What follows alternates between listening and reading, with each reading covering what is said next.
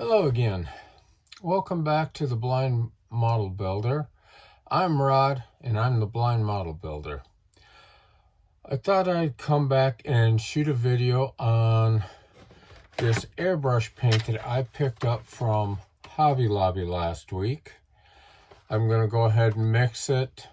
I'm going to take it out into my spray area, and I have some stuff I'm going to spray. This is going to be an update primarily on my Bootleggers Ball build. I want to give a rust effect and whatnot. But real quick, I'll let you guys see what I did off camera.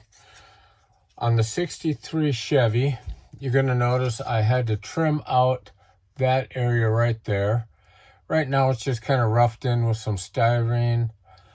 I got to see if I can get some flat styrene and maybe box it in a little bit. But I had to do that in order to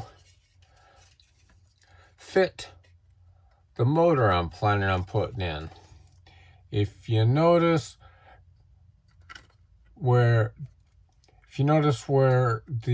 I cut out there, the tail shaft of the transmission just wasn't going to work. So I had to put in a transmission mount, as you see, and then fit this in like so. I am not a fabricator type builder, so this is new for me. I'm learning along with you guys. Now, let's move on to the airbrush paint. Let's see here. Gonna open it up. This is one I have not opened yet, so we're going to experience it all together.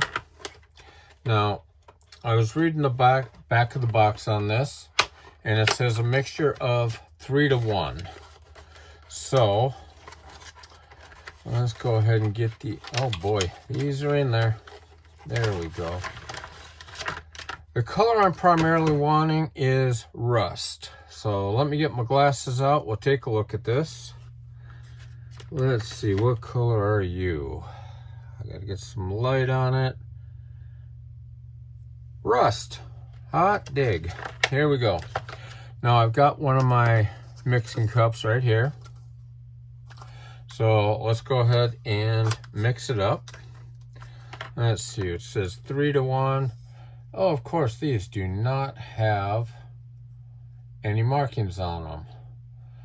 Well, we'll just say 3 is going to be to the bottom here and 1 will be the next one up, and we'll just kind of keep going from there. This has probably got a plug on it, so let's get that off. We'll get the knife in there. Let me tilt the camera down so you can see what I'm doing here. Sorry about that. We will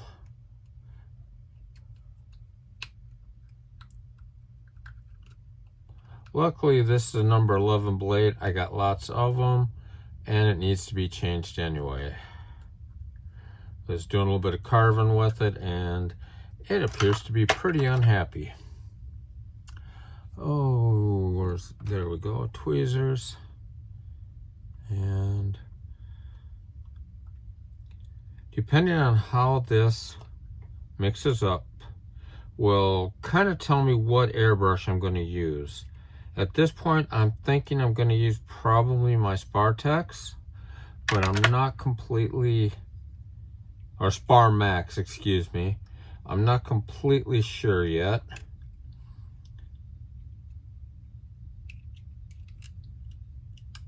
And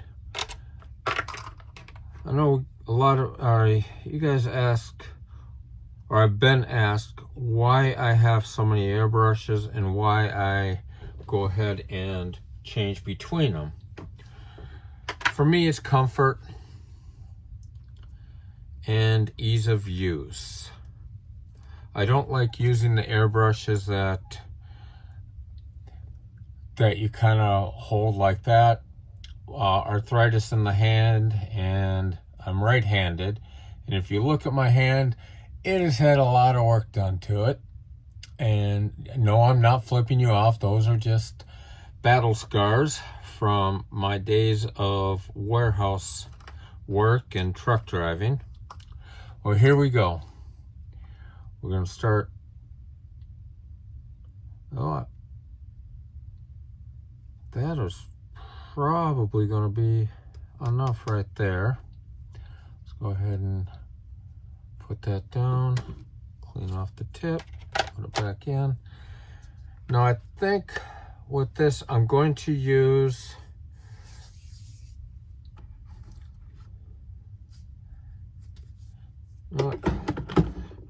my,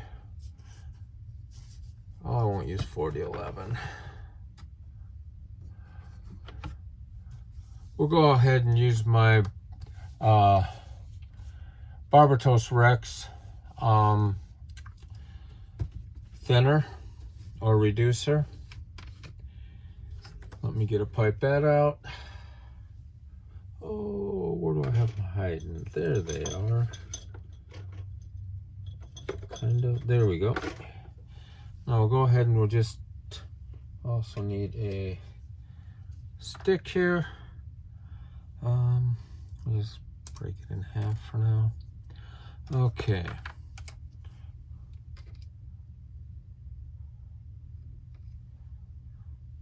Just go ahead and add in our, go ahead like that, and we will start mixing. Now listening to people like Barbatos Rex, Papa over at Papa's Model Garage, they kind of give you a booklet or what they call a mixing guide. And what I've learned is I should mix it up till it's almost like skim milk. That's still a little bit thick, so let's add a little more.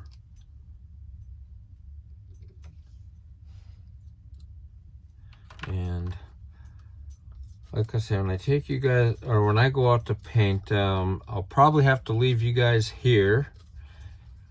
I am not set up out there for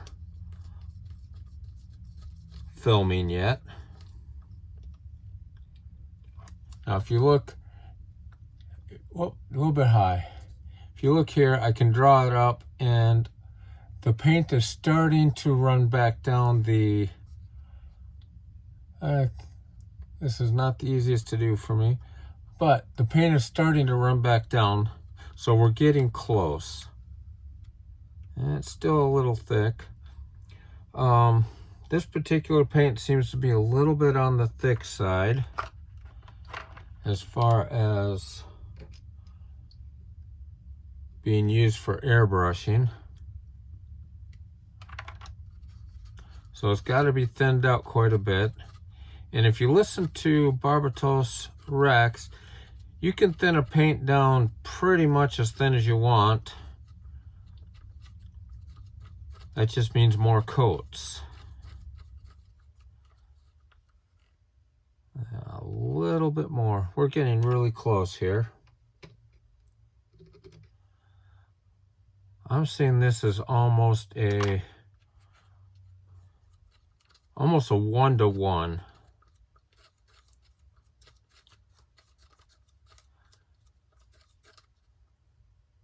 Yeah, I think that'll work. And I will be spraying this with a 0.7 needle. So we will be going from there. Let me get this put up. And I will be back here. Well, here I'm going to first show you what I'm going to be spraying. Let me get it out. And with this, I'm only going to be spraying the body. I'll be spraying the fenders like this. Those fenders. And the cab.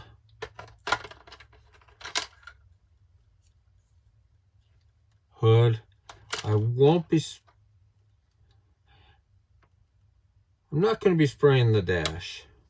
The dashboard, it will wind up being body color, but the way I want this truck to be is kind of grungy on the outside, but all nasty and mean on the frame and motor.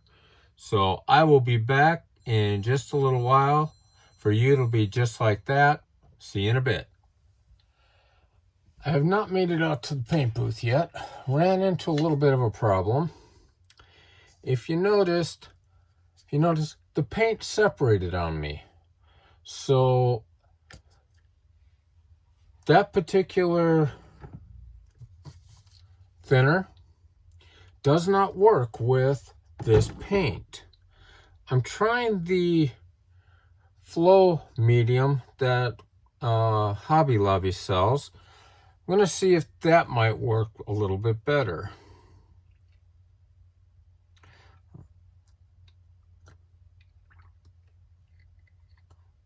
There we go. Let's give her a mix and see what happens.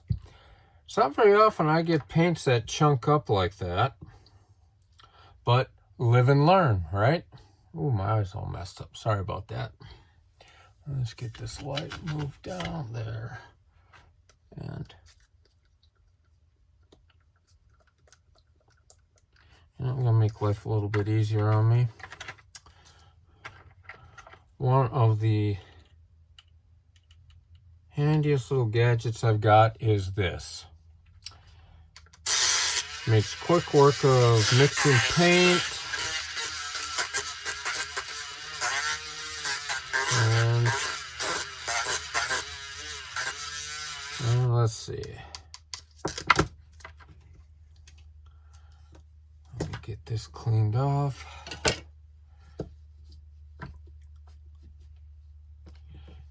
And I'm going to give this a little bit. See if this is the stuff that we need to be using for this particular paint. So we'll be back here in a little bit. Take care. I'll see you in just a second. Hello, I'm back. It's actually the next day from my paint test for the weathering airbrush paint that I got from Hobby Lobby last week. For the price of this stuff, it's actually a pretty good deal. $7.99 for 10 bottles of paint. Different shades there. I will say that when I was trying to mix it for shooting through the airbrush, I did have to use their flow medium, which is right here. I don't recall the price on this. Let me get my glasses. It might actually be on there. Just a moment. Okay, the flow remover is $7.49. I'll have to test that with other with other thinners and mediums, see if it works.